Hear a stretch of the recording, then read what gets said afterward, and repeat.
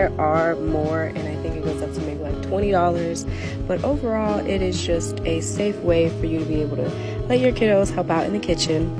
It comes with 2 cutting boards, 4 bladeless knives, a wooden chopper, a wavy chopper, and then these 4 kind of, I honestly don't know what they're for, but I know that they make shape. So really you can cut vegetables, maybe some baked goods, I'm not sure, but they're there.